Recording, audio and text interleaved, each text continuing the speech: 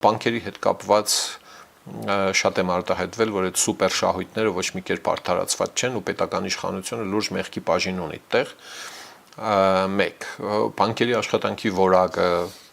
մի շարք բանկերի հատկապես չպատմեմ, չխորանամ, լսել եք, պարբերաբար խայտառակ օրինակներ է բերում։ Ամենահասարակ բանկոմատային սպասարկումից սկսած աշխատակիցների ոչ կոմպետենտություն եւ էլի լիք ուրիշ բաներ, հա, անձնական տվյալների արտահոսք, էսկոմենկոմ, հա, իսկ որ ես միայն էլեկտրոնային դրամաշրջանառության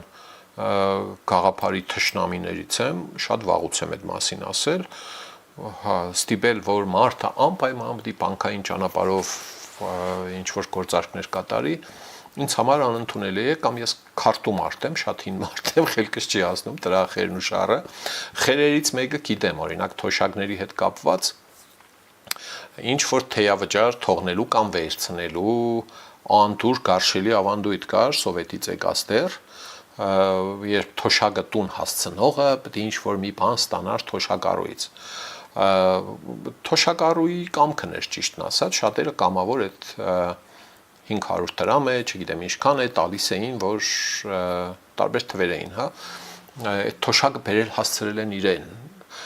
չգիտեմ, ժողովուրդ ջան, հիմի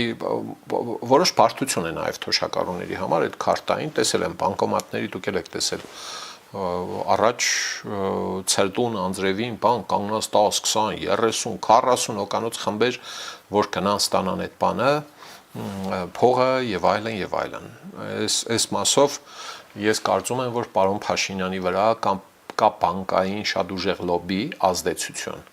Ինքը զգում է, չի զգում, կարող է զգում է, կարող է չի զգում, ասում է, որ չէ, ոնց կարող են ինձ թելադրել բան, էլի։ Հա, շատ լուրջ մարդիկ, ովքեր լուրջ այդ բանկային կապիտալի ուղակի կամ անուղակի տիրապետողն էին կամ լոբիստներ էին կառավարության մեջ, լայն իմաստով ոչ թե նախարարների մեջի նկատի ունեմ, հա, այլ ավելի ընդարձակ իշխանության վերնախավում մարդիկ կան, որոնք պարոն Փաշինյանին ճիշտ այնպես են վախեցրել,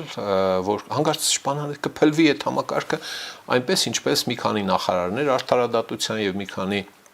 առայժմ անհայտ անձիկ սարսափեցրեցին դատարանները վեթինգ անելու մտքից, էլի, վայ, հանկարծ դատավորներին վեթինգ չանեք, արդարադատության համակարգը կփլվի,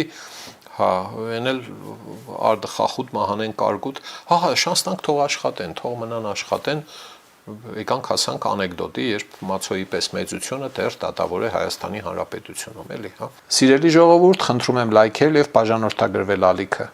Դրանով դուք կնպաստեք, որ հաղորդումներն ավելի շատ մարդ տեսնի։